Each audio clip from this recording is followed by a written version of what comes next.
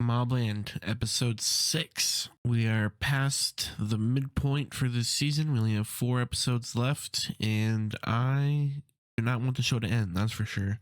This episode is called Antwerp Blues, which I don't know what that meant, but Antwerp turns out is a place. So there you go. The more you know. This is going to be a spoiler talk, of course. So if you haven't seen the episode, I would say go watch it. If you haven't seen the show, I would say go watch it because it's really good. So at the end of the last episode, Ron's car blows up. The police and the fire trucks and the paramedics and whatnot are there. And the that Fisk guy, the detective who's like following the two families and the war that's going on. And Richie, he's sitting inside his house. He's distraught.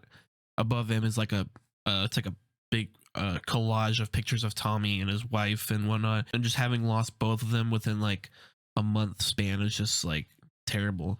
Like I said, I know they're all terrible people, but you still kind of feel bad for him, especially when losing a child in that way is just terrible. Zosha calls Harry. You see that the Donnie guy's back. He says if I don't talk to Harry that he's gonna regret it. He ends up talking to him on the phone. Donnie says that his boss has been trying to get in touch with him, and he reveals that his boss is this woman named Kat McAllister, who we haven't met yet. Like, she must be pretty menacing, because even when he brings up the name, Harry just kind of goes quiet for a little bit, and then he tells Zosha to memorize her phone number but not put it in her phone. So that's interesting, so that later he can get in contact with her and figure out what she wants. After that, he gets a call from Freddy, who was the guy who put the guns inside of Richie's house for him, and he's freaking out, and he tells him about the car bombing. And then Harry calls Kevin, tells him to grab Bella so they can go to the mansion. And then Harry goes to get Jan. She's out with her friend, who I didn't mention last episode, but she's working with Fisk to get information about, again, the two families. So it kind of sucks when it feels like she's just using Jan for information. Jan's obviously distraught during these times, like as she said in therapy. Well, she stopped going to therapy because of Conrad. You think like the one friend you have is just an op, so that sucks for her. There's not really anyone to root for in this show except for Jan and their daughter, who I keep forgetting her name. Those are like the only two people that you actually like really feel bad for and hope they make it out, because everyone else is just like, they've all done bad things, and it's not necessarily like bad and good people. It's just people who have done terrible things, and then there are people who have done not terrible things. So that's just kind of the line there. It cuts back to Fisk, and he's telling his like partner and comparing Ron's death to Archduke Ferdinand in the start of World War One. Obviously not as big or serious as a world war, but just the fact that she was killed is going to start. There was already like a gang war going, but this is just going to kick it off even more. And then it goes into the intro, which again, the intro music is just awesome. I looked up the song, and it's from an actual band. I'm going to have to listen to that album that it's on, because it's a really good song and I really dig it. I never skip it. Never. They all get to the mansion. You got Conrad, Harry, Kevin, this guy named Paul, who was the one who planted the bomb in the car. You got Maeve and Eddie, who are also there. Then we find out that Conrad had Paul plant the bomb in Ron's car 7 days prior to, but then he also says that he gave the order, which we know is not true, because Maeve in the last episode called Paul, and she even gives him like a look when he says that too. So he's taking credit for doing that. I'm guessing because lately she's been the one who's kind of been like the one taking charge, so he's kind of feeling insecure, so he's got to be like, yes, I did this, and do not step to me. I did this, and and Kevin, who is furious because he's like, me and Harry have been doing all this work to keep the peace between us, and you go and do this, and just why? And he goes, oh, why? You want to know why?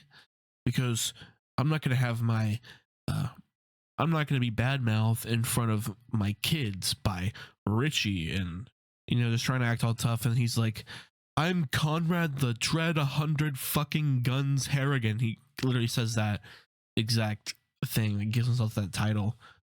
And I'm like, that must have been, that was his name, like in his prime. I was like, I don't think you've earned that now when you are like a halfway to being a senile old man. After that, Conrad, he tells everyone, if you don't have the bollocks, leave. But while he's saying this, he's just staring at Kevin, and Kevin's like, he's like, you better not be fucking looking at me, Dad. Piece of shit. So it's good for Kevin, standing up for himself, and I'm sure he can read it too that his dad's he's kind of got a chip on his shoulder, but it's not earned. Just this, I think this is just Conrad's way of coping, not being in control of the situation. He has to just try to convince everyone around him that he is in control. So we'll see how that works out for him. And then even more so, like after that, Harry gets a call from Freddie, who then says Richie wants to talk to him, and then he puts the phone on speaker, and then fucking dude, Conrad, he starts to rub in Ron's death in his face. He's like, oh, you lost your Ron, it's gonna be hard to put her back together and stuff like that, and just like Tommy, and just rubbing in salt into his wounds, just hammering it in. And Eddie fucking dude, Eddie, I really hope Eddie bites it. Like he's an unsavable, unredeemable person. I feel like he even goes up there, he's like, hey Richie, yeah, I was the one who killed Tommy, and he squealed like a little pig, and he was crying for his mommy, and just again rubbing salt in the wound. And again, I feel like saying all this stuff through the phone and not to Richie's face is kind of like a bitch move, especially when you're gonna sit here and be like, I'm the big strong man of the family and whatnot. So it's kind of a contradiction. And then all Richie says is, he goes, run, and then hangs up. After that phone call, they start wondering where Brendan and Serafina are, and Conrad sends Harry out to go find them. We see that Serafina and Brendan are having this meeting with this Mr. Leonard guy, and he's the one who's selling these gems that they want to sell and start this like side business so they can get, well, at least for Brendan, he wants to get some respect from Conrad. Serafina just wants to make money, I feel like, because she's already like, I don't think she cares much for Conrad's approval. She knows, she's confident in herself and her business decisions, as we see in this exchange. She is disagreeing with this Mr. Leonard guy, talking about deposits and before being able to see the gems and whatnot. And she goes, here are our demands, and if you don't like him, you can fuck off. And then she leaves. And Brendan's like, what? He's like, what the fuck are you doing? And she's like, I don't like this. This is, something's off. Part of the agreement that she put out was that she brings her own security, which ends up happening. She hires this dude who does like private security.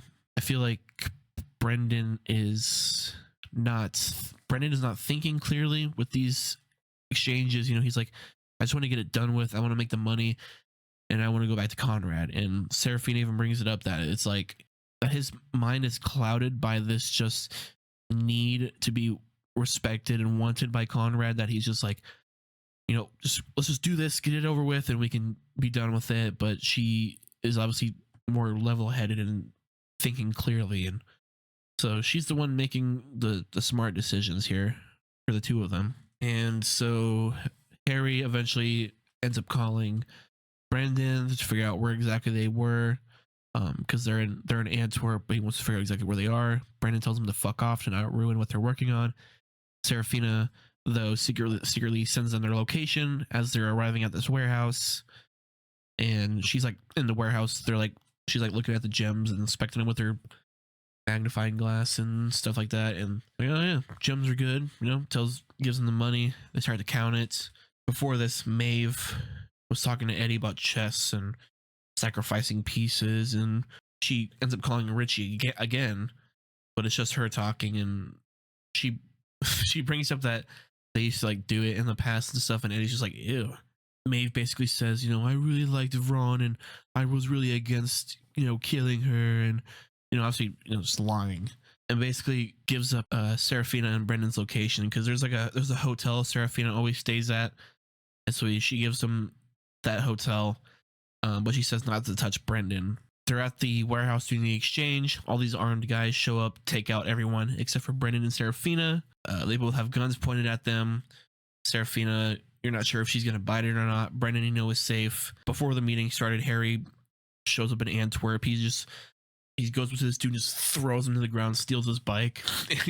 And yeah, the end of the episode, he's just riding as fast as he can to the place. And then they got the guns pointed at them. You don't know if Serafina's going to survive. So just got to wait till next week. But yeah, the show is, I love it. I love the show. I could say that confidently. I do want to buy, if they ever do a release for it, like a physical Blu-ray release, I do want to buy it. I don't know if Paramount Plus does that stuff. I know they've done it for the South Park, some of the South Park specials they've done, so I would imagine MobLand is going to get a physical release. That would be sick. Yeah, have y'all seen the episode? Did you like it? Do you love the show like I do? Do you hate the show? Let me know down below. Hit the like button, subscribe. Peace.